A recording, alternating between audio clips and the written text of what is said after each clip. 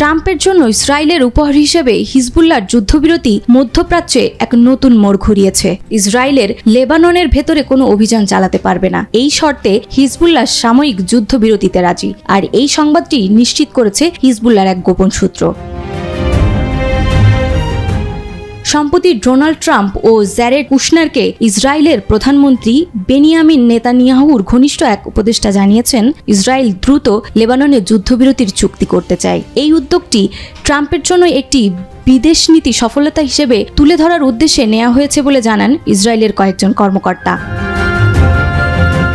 ইসরায়েলের কৌশলগত বিষয়ক মন্ত্রী রন ডারমার 10 নভেম্বর তার মার্কিন সফরের শুরুতেই ট্রাম্পের ফ্লোরিডার বাসভবন মার-এ-লাগোতে বৈঠক করেন। এরপর তিনি হোয়াইট হাউসে বাইডেন প্রশাসকের কর্মকর্তাদের সঙ্গে লেবাননের পরিস্থিতি নিয়ে আলোচনা করেন। ডারমারের এই সফর ইঙ্গিত দিচ্ছে যে ট্রাম্পের জয়ের পর থেকেই মার্কিন রাজনীতির মেরুকরণ কত দ্রুত পরিবর্তন হচ্ছে।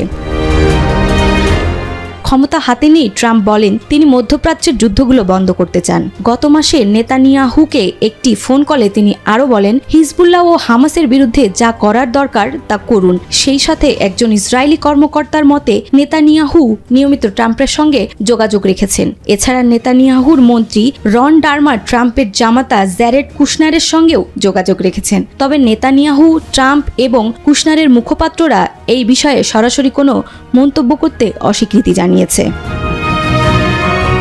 সুসম্পর্ক প্রতিষ্ঠার লক্ষ্যে ইসরায়েল ট্রাম্পকে উপহার হিসেবে কিছু দিতে চায়, আর তাই যুদ্ধবিরতির চেয়ে ভালো কোনো উপহার হতে পারে না বলে জানান একজন ইসরায়েলি কর্মকর্তা।